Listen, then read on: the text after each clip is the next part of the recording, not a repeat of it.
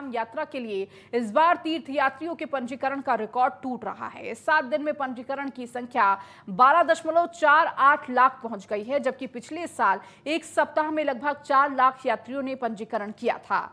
चारधाम यात्रा को लेकर श्रद्धालुओं में काफी उत्साह दिखाई दे रहा है। इसी तस्दीक पंजीकरण के आंकड़े कर रहे हैं और पर्यटन विभाग ने चारधाम यात्रा में देश दुनिया से आने वाले तीर्थयात्रियों की सुविधा के लिए 15 अप्रैल से पंजीकरण शुरू कर दिया था। रविवार को 1 लाख से अधिक यात्रियों ने बद्रीनाथ, केदारनाथ, गंगोत्री, यमुनोत्री व हेमकुंड साहिब की यात्रा के लिए पंजीकरण कराया है। तो चारधाम यात्रा की शुरुआत 10 मई से होने जा रही है। एक एक करके सभी कपाट खोल दिए जाएंगे और उससे पहले पंजीकरण की जो प्रक्रिया है वो लगातार देखने को मिल रही है और बड़ी संख्या में लोग जो श्रद्धालु हैं वो चारधाम यात्रा के लिए पंजीकरण करा रहे हैं। लगभग 12,48,000 श्रद्धालुओं ने अब तक रजिस्ट्रेशन करा लिया है और सिर्फ रविवार की बात करें तो 1 लाख से ज्यादा का पंजीकरण हुआ है। तो चारधाम यात्रा के लिए श्रद्धालुओं में उत्साह नजर आ रहा है, तो वहीं प्रशासन भी अपनी पूरी तैयारी में जुटा हुआ है। वहीं चारधाम यात्रा को लेकर स्वास्थ्य मंत्री धन सिंह रावत ने सभी जिलों के सीएमओ के साथ बैठक की है। इस दौरान उन्होंने चिकित्सा अधिकारियों को यात्रा मार्गों पर स्वास्थ्य व्यवस्थाएं पुख्ता करने के निर्देश भी दिए हैं। साथ ही उन्होंने Srinagar medical college, Doon medical college और ऋषिकेश एम्स को अलर्ट मोड पर रहने के निर्देश दिए हैं। धन सिंह रावत ने यात्रा के दौरान स्वास्थ्य सेवाओं के पुख्ता होने का भरोसा भी दिया।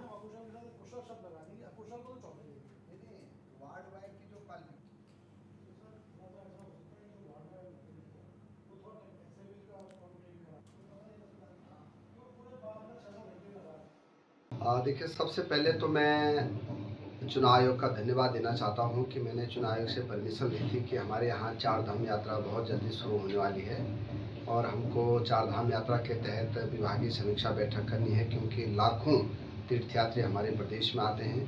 और आज चुनाव आयोग की परमिशन के बाद मैंने सभी सीएमओ की एक बैठक ली है। उसमें महानिदेशालय के भी लोग वर्चुअली जुड़े थे, यहाँ मेडिकल कॉलेज के लोग भी सब जुड़े थे और इसमें महत्वपूर्ण निर्णय लिए गए कि एक तो हम 77 108 जो हमारी एम्बुलेंस है वो पूरे यात्रा रूट पे लगाई जाएंगी और 80 हमारी एम्बुलेंस पूरी यात्रा रूट पे लगाई जाएंगी।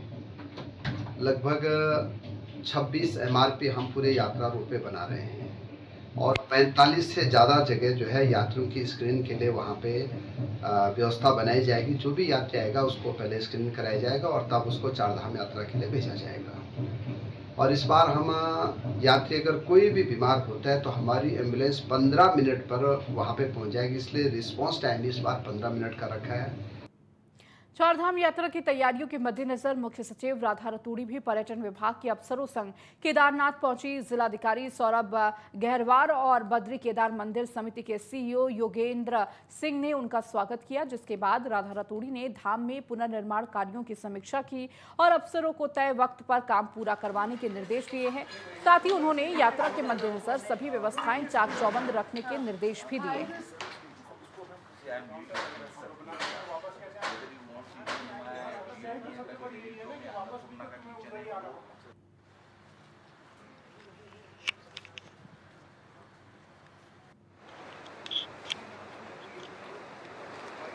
ओवरऑल स्टेट से भी हम लोग निरंतर इसकी मॉनिटरिंग कर रहे हैं कि जितने भी विभाग लगे हुए हैं, जैसे पीडब्ल्यूडी विभाग है वो सही समय पे सड़कों का पूरा काम कर ले, लेबर को डिप्लॉय कर दे, हेल्थ डिपार्टमेंट को यहाँ पे सारे हॉस्पिटल्स को ऑपरेशनलाइज करना है, उनके लिए जो मशीन्स वगैरह खरीदनी है वो टाइम से प्रोक्योरमेंट हो जाए, डॉक्टर्स की पोस्टिंग यहाँ पे करनी है, बाकी अधिकारियों को तैनात करना है, पुलिस विभाग का यहाँ पे जो पुलिस कंट्रोल रूम बनेगा, कमांड सेंटर, उसकी भी तैयारी करनी। तो जो भी विभाग यहाँ पे काम कर रहे हैं उनका स्टेट लेवल से भी हम लोग मॉनिटरिंग कर रहे हैं और आज यहाँ मौके पे देख के भी निर्देश हम लोग दे रहे हैं कि सब काम सही समय से हो।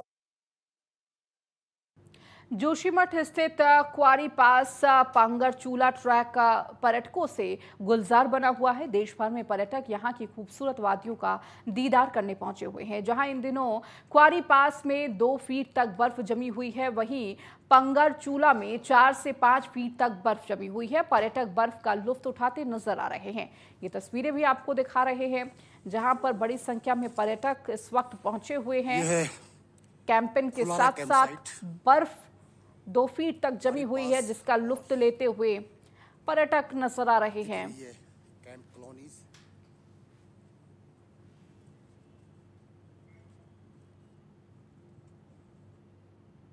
उत्तराखंड में मौसम फिर से पलट सकता है। मौसम विभाग ने प्रदेश के लिए पूरा अनुमान लगाया है। आने वाले 1 या 2 दिनों में प्रदेश के अधिकांश हिस्सों में बारिश देखने को मिल सकती है। मैदानी इलाकों में कहीं कहीं छुटपुट बारिश के साथ मौसम सामान्य रहेगा।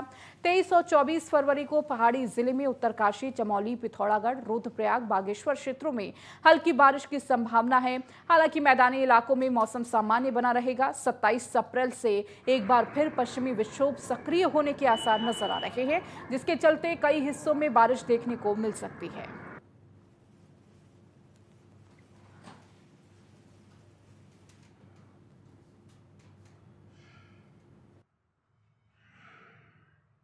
आज और कल की अगर बात कर लें, आज आपकी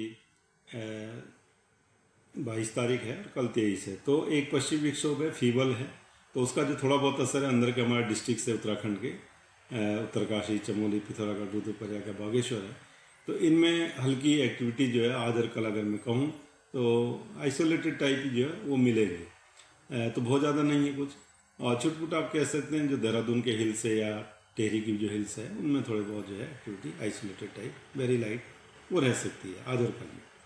फिर उसके बाद देखेंगे 24, 25, 26 अगर मैं बात करूँ तो ऑलमोस्ट ड्राई रहने वाला है। हाई रीचेज में छुटपुट हो तो उससे कोई असर पड़ने वाला नहीं है। और दूसरी चीज़ देखेंगे, अगर तापमान की भी बात करें तो तापमान हमारे एकदम सामान्य पे इस समय चल रहे हैं, चाहे वो मैदानी क्षेत्र है या आप हिल्स की बात करें। और अभी अगले जो है कहूँगा कि जो 48 घंटे है आज और कल अगर बात करें तो इसमें भी तापमान नहीं बढ़ेगा। 24 तक भी इसमें बढ़ोतरी नहीं दिख रही है, करीब ऐसे ही रहेंगे, आधा 1 डिग्री ऊपर नीचे जो इस समय बने हो वही रहने वाले 2 से 3 दिन। जौनपुर क्षेत्र का मियाड़ी गांव इन दिनों दिहाड़ियों यानी बेटियों से गुलजार है। ससुराल से बेटियां अपने गांव पहुंची हैं। ये बेटियां नाग देवता की डोली के दर्शन के लिए पहुंची हैं। इन्हीं बेटियों ने नाग देवता की डोली के निर्माण के लिए 6 किलो 20 ग्राम चांदी और 40 ग्राम सोना ग्रामीणों को सौंपा है। वहीं ग्रामीणों ने भी दिहाड़ियों के लिए सम्मान समारोह का आयोजन भी किया है, जिसमें सभी दिहाड़ियों को नाग देवता की स्मृति चिन्ह और कृष्ण अंचल भेंट किया गया है। इसके बाद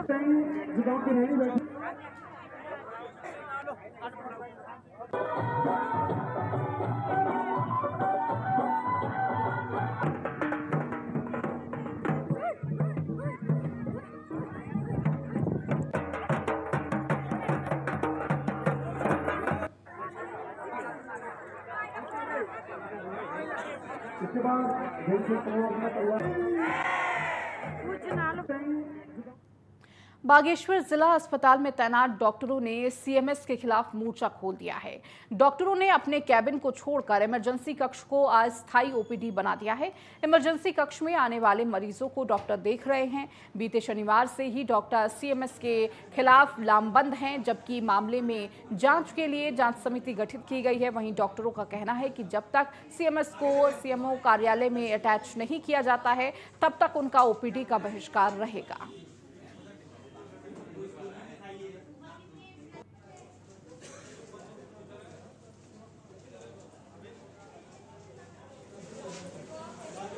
ठप नहीं हुआ है। हमने सिर्फ ओपीडी कक्षों में हम नहीं बैठ रहे हैं, इमरजेंसी में बैठ के मरीज को देख रहे हैं और अपने जो हमारी निर्धारित ओपीडी है उनमें हम नहीं बैठ रहे हैं बस। और ये सिर्फ इसलिए है क्योंकि डीएम साहिबा से हमारे शनिवार को पूर्ण आश्वासन मिला था कि मंडे को सीएमएस साहब को सीएमओ ऑफिस अटैच किया जाएगा या उनको तब उस समय तक के लिए जब तक जाँच हो रही है तब तक के लिए यहाँ से हटाया जाएगा, जिससे कि जाँच प्रभावित ना हो। परंतु अभी तक हमें उक्त ऑर्डर प्राप्त नहीं हुआ है। जब तक हमें उक्त आदेश प्राप्त नहीं हो जाते तब तक हम ओपीडी में नहीं देखेंगे। वो इमरजेंसी और पीएम सेवाएं पूर्ण की तरह जारी रहेगी। वो ओपीडी के मरीज भी इमरजेंसी में देखे जाएंगे। बागेश्वर में वनों के जलने का सिलसिला नहीं थम रहा है। पिछले कई दिनों में कई स्थानों पर जंगल आग की चपेट में आ गए हैं। वन विभाग के कर्मचारी और फायर विभाग की टीम लगातार आग बुझाने में जुटी हुई है। हालांकि वन विभाग के आंकड़ों के अनुसार वनाग्नि की मात्र 9 ही घटनाएं हुई है। आपको बता दें कि जंगलों से लेकर दूरस्थ ग्रामीण क्षेत्रों के जंगल आग की चपेट में आए हैं। जंगल की बेकाबू आग अब रिहायशी स्थानों तक पहुंचने लगी है। बागेश्वर के एक निजी कॉलेज तक ये आग पहुंची है। आनन फानन में ग्रामीणों ने आग पर काबू पाया। अब तक जिले में 7.25 हेक्टेयर वन क्षेत्र जल चुका है।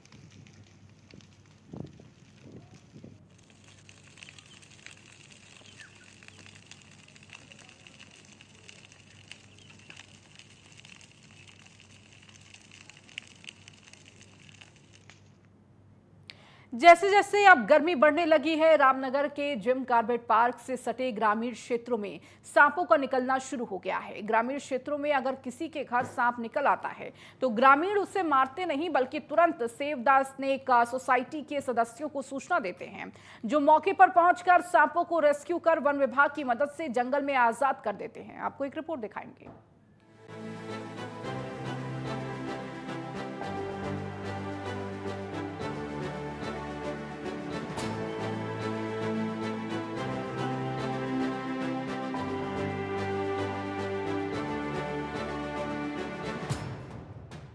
गर्मी बढ़ने के साथ उत्तराखंड में जिम कॉर्बेट नेशनल पार्क के पास गांवों में ज्यादा संख्या में सांप दिखने लगे हैं। इस इलाके में रामनगर की सेव द स्नेक सोसाइटी कई साल से सांपों और इंसानों के बीच संघर्ष कम करने के लिए काम कर रही है, ताकि दोनों को बचाया जा सके।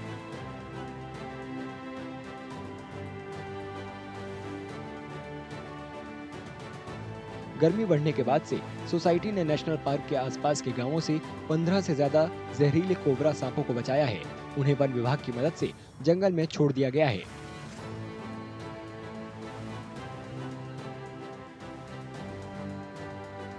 दरअसल आप देख ही रहे हैं कि मौसम परिवर्तन होता जा रहा है और गर्मी के समय वाकई उधर गेहूं वगैरह भी कटने शुरू हो गए, तो सांपों का निकलना हमेशा की तरह अब फिर शुरू हो गया है, जिसमें कि हम लोगों को जहाँ जहाँ से सूचना मिली है तो 2 दिन के अंदर लगभग हमने 15 से अधिक विषैले कोबरों को रेस्क्यू किया है, जिससे कि द्वारा हमने वन विभाग के द्वारा उनको जंगलों में आजाद किया है। लास्ट 2 दिन में हमें बहुत सारे केसेस ऐसे मिले थे जहाँ पे जो कोबरा या अन्य स्नेक प्रजाति है वो बाहर आ रहे थे, गांव में आ रहे थे, तो उनको चंद्रसिंह कश्यप और उनकी टीम हमारे हमेशा सहयोग में रहते हैं, हमारे वन विभाग के हमेशा सहयोग में रहते हैं और वन विभाग के साथ मिलकर इसको रेस्क्यू कर इसको सेफली फॉरेस्ट में छोड़ा गया है। तो ऐसे सहयोग हमेशा बना रहे ताकि हम वन्य जीव का भी रेस्क्यू कर सके और उसके साथ साथ जो जनहानि भी ना। लोग सेव द स्नेक सोसाइटी के काम की तारीफ करते हैं। उन्हें उम्मीद है कि सोसाइटी के कामकाज का प्रसार होगा। ऐसे जो काफी जो नेक दिली जो ये लोग काम कर रहे हैं, क्योंकि देखिए सांप भले ही जहरीला भी हो सकता है और मतलब या बिना जहर का भी हो सकता है, दोनों में देखिए खतरा तो है। तो मैं भी यही कहना चाहूंगा कि सरकार की तरफ से इनको एक कुछ सहारनी इनको मिलनी चाहिए, जिससे कि इनका भी एक नाम कुछ हो मतलब, और इनका हौसला थोड़ा बढ़े। सेव द स्नेक सोसाइटी में काम करने वालों का मानना है कि उनके काम से सांपों से जुड़ी गलत मान्यताएं और डर दूर होंगे। इससे सांपों का संरक्षण करने में मदद मिलेगी।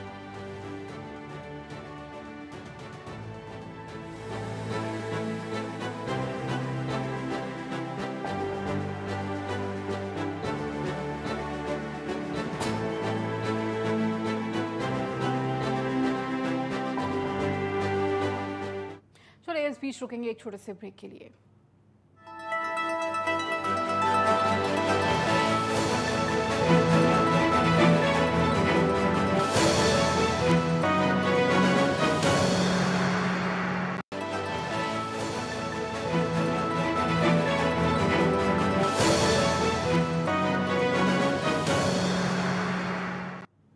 ब्रेक के बाद एक बार फिर से आपका स्वागत है। धर्मनगरी हरिद्वार में शिवालिक पर्वतमाला मां पर मां चंडी देवी का पौराणिक मंदिर है, जहां मां चंडी दो रूपों में विराजमान हैं।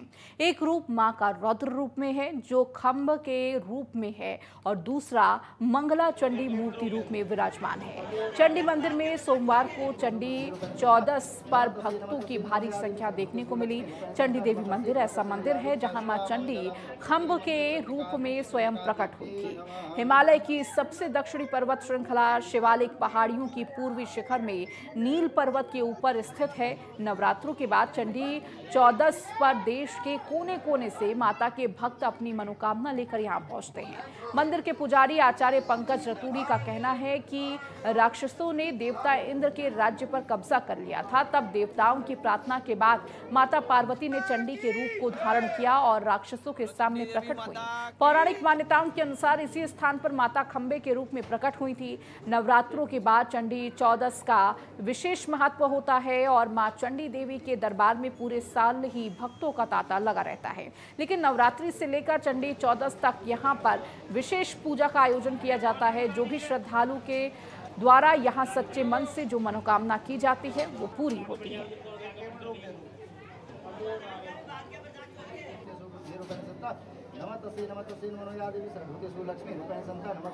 ये पूरे पर्वत का नाम है नील पर्वत। नील पर्वत पर मां चंडी देवी दो रूप में विराजमान है। एक स्वयंभू स्तंभ है जो रुद्र चंडिका है। ये शुंभ निशुंभ का वध करने के लिए माता स्तंभ से प्रकट हुई थी, रुद्र चंडिका।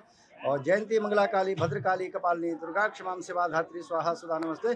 जय तुम देवी चामुंडा जय भूतार्थारिणी जय सर्वगति देवी कालरात्रि से काली काली महाकाली काली की परमेश्वरी सर्वनंदन करी देवी नारायणी। तो भगवती रुद्र चंडिका ध्यान करते हैं हम आर्थिक, शारीरिक, सामाजिक, मानसिक, पारिवारिक कष्ट को दूर करने के लिए। जो भी कष्ट हो भगवती रुद्र चंडिका ध्यान करते हैं कि हमारे सब कष्ट को दूर करे। और मध्य में देख रहे हैं आप मंगल चंडिका, मंगल रूप है। और आदि गुरु शंकराचार्य जी भी, जो प्रथम शंकराचार्य जी थे हमारे, वो भी आए थे। उन्होंने आके यहाँ पे पूजा करी है मंगल रूप में। मंगल खबर उत्तरकाशी जिले से है, जहां उत्तरकाशी पुलिस नशे को जड़ से खत्म करने के लिए लगातार सक्रिय दिख रही है, जिसके तहत पुलिस से एक और नशे के अवैध कारोबार पर लगातार कार्रवाई की जा रही है। तो वहीं दूसरी तरफ नशे के आदी हो चुके युवकों की काउंसलिंग कर जीवन के मुख्य धारा से जोड़ने के प्रयास किए जा रहे हैं।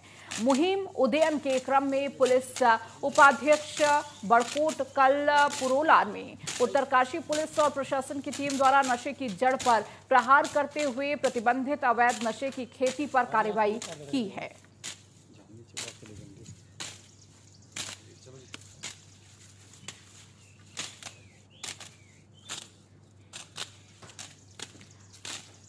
तो 4 भूस्वामियों के खिलाफ मामला भी दर्ज किया है। तो नशे के खिलाफ पुलिस का ये अभियान देखने को मिल रहा है। तो अफीम की खेती को नष्ट किया गया। इसके साथ ही जो लोग नशे में धुत हैं उनको भी मुख्य धारा से जोड़ने के प्रयास में काउंसलिंग भी की जा रही है।